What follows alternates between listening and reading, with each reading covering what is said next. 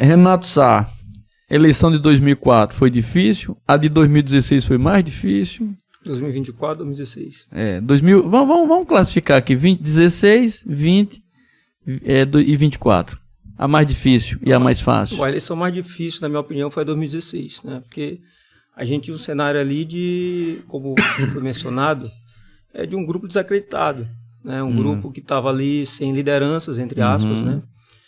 Um grupo que todo mundo dizia não tem dinheiro, o chá de cuia está acabado, né? E tinha um candidato também que não estava com aquela expressividade, que era o Ronildo, né? Apesar dele ser hoje esse expoente, né, da nossa política, mas teve que ter sido feito um trabalho muito, muito intenso e contando também com essa característica dele, de quando a gente aproximou ele do povo, né, essa carisma, esse abraço, para ele ter essa projeção. E ainda bem que não nos decepcionou, né? Uma eleição mais difícil e por isso mais heróica, em 2016. Claro, que a gente teve que contar, na verdade, a eleição de 2016, ela é um reflexo das outras eleições, né? Eu lembro aqui, quando a gente ficou aí praticamente sem candidato em 2008, Zeca Gama chegou praticamente de paraquedas, né? Aí eu até lembro aqui o esforço, na época do Bloco Chá de Cuia, eu me lembro do senhor lá prestigiando a gente, acho que estava fazendo um estudo, né? Fui lá. Até quero saudar minha mãe, que participou. Na época da graduação, fazia graduação ainda. Isso. A Márcia, né? Na que hoje... porta do Zé Maria ali, mais ou menos, na concentração. Isso. Que rapaz, e o Chá de Cuia, você falou no Chá de Cuia, o bloco acabou? Acabou, né? Porque tudo passa na vida, né? Uma pausa, né? Até a vida passa. Então, assim, foi feito um trabalho, né? Naquele momento que vocês mencionaram, que o Lorival despachou e tal. E aí teve pessoas como Márcia Banes, que hoje, infelizmente, não nos acompanha, né? Mas participou desse histórico, né? Mamãe. E outras pessoas, não vou aqui citar todas, né, para não ser mais injusto, porque eu já estou sendo, que eu estou citando só duas. Tem muita gente assim, aí. Foi feito um trabalho em que se deu um norte, né, que projetou Zeca Gama, que foi uma boa prefeita, mas não teve habilidade política. Isso teve ali, nos deu uma certa, sabe, uma certa energia, no sentido de que na próxima a gente ia bater de frente. Mesmo desacreditado, mesmo sem dinheiro, mas a gente contou aí com um adversário um pouco arrogante, que é o Edmilson Viegas, né? Na época ele estava muito arrogante, né? E deixou a gente trabalhar. Então, assim, para mim foi a eleição que foi o marco zero, né? De todo esse processo que a gente está aqui colhendo com o Henrique Guerra hoje. Mas quero colocar uma, que não está aí não está na pergunta, que foi a eleição de 2018. Né? Pouca gente sabe, o presidente Tita sabe, a gestão ela não estava ainda... sabe, caminhando como deveria. A de 18. E eu me lembro que eu participei de uma reunião em que o Ronildo estava assim meio triste, preocupado. E aí a gente conseguiu ali dar um dinamismo, né? A de 18. A de 18, que foi para deputado. Isso, perfeito. Porque muita gente não acredita que não há uma conexão de uma eleição para outra. Eu acho que a de eleição de deputado é fundamental. Como é que eu vou perder uma eleição de deputado e quero ganhar uma eleição de prefeito? Principalmente para o prefeito, porque um prefeito que não consegue entregar voto para o seu deputado mostra muita fragilidade, né? Isso, então assim, a gente estava um grupo jovem e aí a gente conseguiu fazer, né, Tita, uma campanha de deputado que a gente conseguiu ativar aquele sentimento que se precisa para uma eleição de prefeito. Então, quando chegou na eleição de 2020, né, a gente já colheu o fruto disso, um time já treinado, né, um time já cada um na sua área de atuação. E em 2000, a última... 24. Não, 24. E a 2024 a gente já teve aí uma eleição já com um time treinado, né, um time que todo mundo já conhecia a sua função e também receptivo, né, de braços abertos para aceitar não apenas a opinião, mas as estratégias de pessoas como o Flávio Mar, que está aqui do meu lado, do meu amigo Custódio, né, que também conduziu essa campanha junto com a gente lá no comitê, e de outras pessoas que a gente não vai se recordar agora. Aceitou, por exemplo, conseguiu reunir vereadores de mandato com o Fernando, o próprio Simás Neto. Então, assim, o resultado dessa eleição ela foi uma construção de outras eleições. Então, acredito até que ela foi a eleição mais fácil. Né? A de 24. Considerando esse histórico de crescimento. Eu não posso aqui dizer negar o grau de dificuldade de uma eleição de sucessão, porque existe o peso de um mandato, né? Mas a gente estava com uma credibilidade aí firmada na sociedade e a gente conseguiu, apesar de uma pessoa não ser daqui, né, ser, entre aspas, aquela palavrinha forasteiro, Mas a gente conseguiu aí transferir esses votos para ter uma vitória. Dá para falar forasteiro hoje com tranquilidade, porque a campanha adotou isso, né? Virou o forasteiro mais querido do Brasil. Então não tem problema falar já sem essa carga negativa, né? Houve uma disputa semântica em torno da questão do forasteiro. Um usava no sentido pejorativo, o outro disse, não, é bom ser forasteiro e vem para cá e tal, aquela coisa toda. Mas aí, Flávio, nessa questão, em 2016 foram quase 2.000 votos de diferença, né? Mais, 2.000 e alguma coisa. 712. Não sei se chegou a mais de quase 3.000 de diferença. 2.700. Isso. Em 2020, praticamente mais de 2.000 também. 915.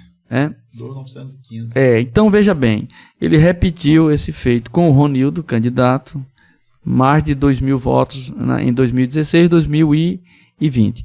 Quando chega em 2024, daí a pergunta, você tem uma campanha mais profissionalizada, né, um grupo mais estruturado, um marketing, tudo mais estruturado, é uma campanha mais profissionalizada. No entanto, a diferença ficou em torno de 1.400 e poucos votos. Você não acha que 24 foi mais difícil do que os anos anteriores? Professor, vendo a circunstância da eleição, é uma sucessão, né? 8 anos de gestão, há um desgaste, há um cansaço, isso aí é notório, é fato, entendeu? O candidato não era penal vence, isso teve um peso na questão da campanha, né? Mas uma pessoa muito comunicativa, muito presente, muito... O Guerra é uma pessoa assim, eu tive com o Lorival, tive com Edmilson, tive com o Nauro, os três. O Guerra, assim, é muito mais dinâmico, é muito mais solto, é muito mais comunicativo na eleição. Palatável. Eu acho que a questão foi a seguinte, 8 anos de gestão há um cansaço, há um desgaste. Isso pesou pro Guerra também, né? Mas aí o que aconteceu, o Ronildo teve a habilidade de renovar o grupo dele, né? Muitas adesões importantes, né? Muitas pessoas vieram para o projeto, isso acabou levando a eleição também. Você acha que o desgaste de 8 anos foi o que mais pesou? Eu suponho que sim, a minha análise o desgaste de 8 anos e o fato do Guerra não ser natural de penal. Também. Esses dois fatores. A minha análise, né, professor? Não deixa de não pesar, né? Isso. Quer comentar, Tito? Eu concordo com o presidente Flávio e também, presidente, 8 anos, né? Aí, Guerra, o candidato não é daqui, isso aí foi a bandeira da oposição, foi o nosso candidato não era penal, mas uma pessoa excelente, né? O Guerra, assim, é um cara nota 10 não, 11. Nota 11.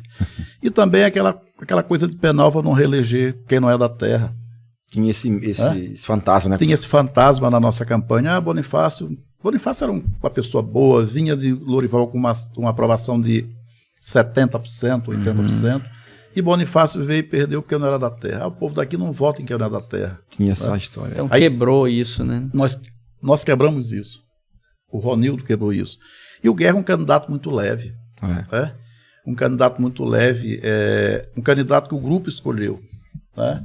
Eu digo mesmo aqui que eu já deixei para me decidir já mais para frente, depois que a coisa caminhou, eu tomei minha decisão, mas o grupo já tinha decidido. A maioria do grupo, não o grupo na sua totalidade, mas na sua grande maioria já tinha decidido que o Guerra era o candidato.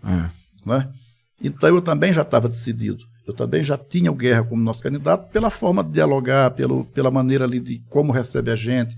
O cara leve, o presidente aqui também se surpreendeu, né, com a leveza do Guerra em dialogar, em transitar. Então o Guerra, ele sentava com as pessoas e as pessoas gostavam dele. Nas nossas visitas que a gente sentava com o povo nas residências, e a conversa do Guerra era uma conversa muito suave. Eu nunca vi o Guerra estressado. Quem conhecia gostava. O problema era que ele não conseguia chegar. Como o Ronildo disse, nós não fomos em 9 bairros. Povoados quase nenhum. Eu e o presidente fizemos ainda por que não 3 foram? povoados. Por que não foram? O tempo, 45 dias de campanha. E aí a pessoa diz assim, não, vocês demoram muito em uma casa. Aquela regra é do eleitor. O eleitor chega, ele diz, Tita, eu vou te contar desde quando eu comecei a votar com 18 anos. Ele tem 60 anos de idade, 65 anos. Então ele vai me contar 4 anos de história política até chegar ali para ele poder... Ele é o líder dentro da casa. Ele é o líder dentro da casa. Eu vou dizer, não, essa história tu não interessa pra gente, a gente precisa só que tu vote com a gente. Não. Então essa demora, ela é por parte do eleitor. Então a gente acaba que em uma noite a gente visita poucas casas. Mas a dificuldade de um é a mesma dificuldade do outro. Com um agravante, que a dificuldade, por exemplo, do Samuel era maior, porque ele tinha menos estrutura, menos braço, né, uma campanha menos profissionalizada, trabalhando no escuro porque não tinha pesquisa. Não tinha pesquisa. Então, as dificuldades dele eram enormes. E, no entanto, conseguiu chegar, né, Gonçalo, mais do que onde Edmilson chegou. Né? Só para reforçar, né, em relação ao meu ponto de vista, não que Guerra não tenha, não estou falando das qualidades de Guerra dentro da campanha. Foi um candidato, sabe, extraordinário. Comunicativo, um bom discurso, acho que até quase já superando o Fala Romildo, bem, o discurso, abraça, né? Tem uma linha ali, né? Mas assim, eu acredito que tudo parte de um princípio, né? Então, eu não tenho como colocar, desprezar a história de um grupo, né? A história de vitória, de identidade, nessa equação dessa eleição, né? Vamos, por exemplo, vamos comparar, vamos supor que se Zeca botasse Guerra como candidato, e aí, seria o mesmo resultado? Sem o mesmo grupo? Se Nauro colocasse Guerra como candidato, entendeu? Apesar da característica dele, mas a circunstância política eram outras. É um conjunto de entendeu? coisas, então né? A gente vem de um grupo de superação, né? Vem de um grupo em que um gestor, que veio lá da zona rural, ele conseguiu dar uma resposta positiva para Penalva, né? E conseguiu se reeleger, eleger o sucessor. Então eu vejo que se tu tirar Ronildo dessa matemática, tu não tem Guerra nesse primeiro momento. Diferente do que vai acontecer de janeiro em diante, né? Que esse processo de legitimação dele. Eu acredito que ele vai fazer um bom governo e vai se aproximar ainda mais do povo. Ele é um cara inteligente, ele sabe onde agir, e o povo vai ter outra informação para julgar nas próximas eleições. Agora daqui até a campanha de deputado devem falar muito mais do Guerra do que do Ronildo. O Guerra agora, ele como prefeito vai aparecendo, na verdade não é nem a partir de janeiro, eu acho que a partir daqui já vai havendo um esvaziamento de quem está no poder, isso é natural, e o pessoal já começa a estar com a cabeça já em quem ganhou a eleição. Né? É verdade. Mas eu quero